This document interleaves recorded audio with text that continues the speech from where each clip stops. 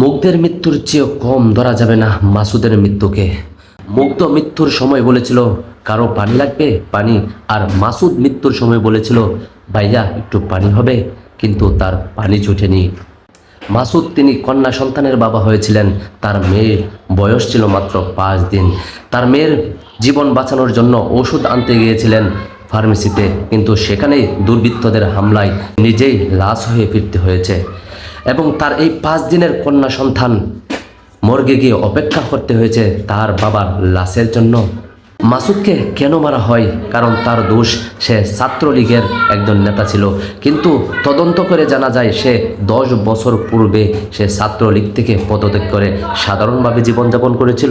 মাসুদকে গণপিটুনি দেওয়ার পর তাকে থানায় থানায় নিয়ে ঘোরা হয় তার বিরুদ্ধে 5 অগস্টের কোনো মামলা বা অভিযোগ আছে কিনা, কিন্তু কোনো মামলা বা অভিযোগ পাওয়া যায়নি।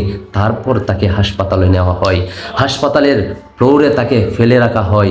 সেখানে মৃত্যুসজ্জা অবস্থায় যখন সে মৃত্যুবরণ করবে তখন পানি চেয়েছিল যে ভাইয়া পানি হবে, কিন্তু কেউ তাকে পানি দেয়নি। সে পানি না পেয়ে মৃত্যুবরণ করে। তার প্রসূতি স্ত্রী এবং 5 দিনের কন্যা সন্তান মর্গে গিয়ে তার লাশের জন্য অপেক্ষা করতে হয়েছে। ভেবেছিলাম 5 আগস্ট বাংলাদেশ স্বাধীন হয়েছেন এবং বাংলাদেশের মানুষের স্বাধীনতা পেয়েছে। বাংলাদেশের অবস্থা এমন, যখন যে দল ক্ষমতায় থাকবে তখন তার স্বাধীনতা। এখন আপনাকে কোন মৃত্যু বেশি কষ্ট দিবে, মুগ্ধের মৃত্যু নাকি মাসুদের মৃত্যু? এটা আপনার উপর ডিপেন্ড করবে।